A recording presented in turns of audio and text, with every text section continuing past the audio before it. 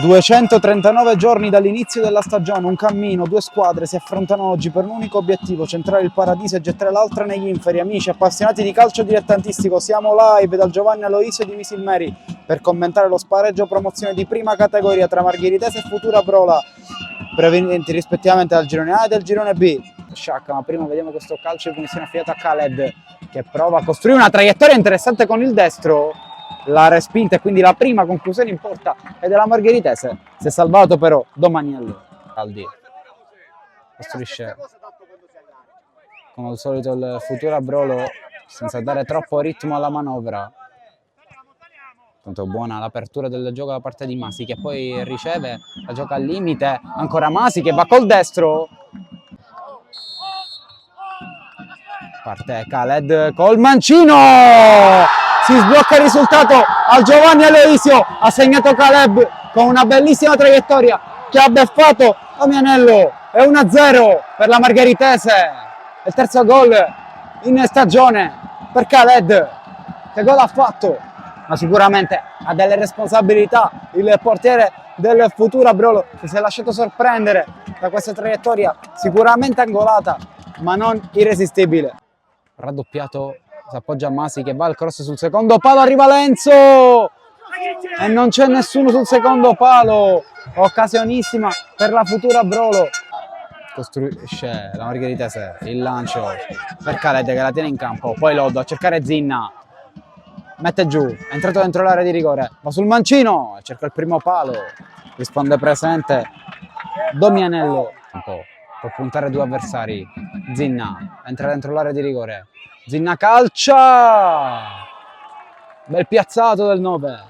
Tanto Bonina, il lancio per Raffaele, vediamo se riesce a tenerla in campo, l'uscito di Gregorio e quasi viene beffato ad un passo dal pareggio la Futura Brolo.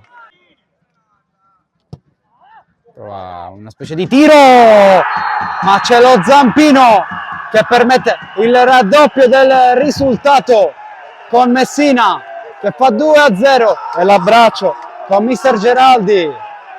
Sembrava una punizione regalata quella della Margheritese e invece si è trasformata nel gol del 2-0 di Alessandro Messina. Occhio perché questa palla è buona per Bono. C'è Zinna che sta andando in area di rigore, pure Khaled dentro l'area di rigore, c'è stato un contatto falloso per il direttore di gara, è andato giù Giulio Bono e quindi Zinna si è già posizionato sul dischetto. Parte col destro ed è 3-0 e sono 38 in stagione per Zinna, che mette anche lui la sua firma, il suo sigillo su questa finale, e abbraccio col pubblico agrigentino che esplode e vede in maniera concreta la promozione. Ti dato a battere, ma sì, alla fine la lascia al compagno che la piazza. Lenzo ha quasi fatto gol, ma quel quasi fa la differenza e quel quasi si chiama Di Gregorio.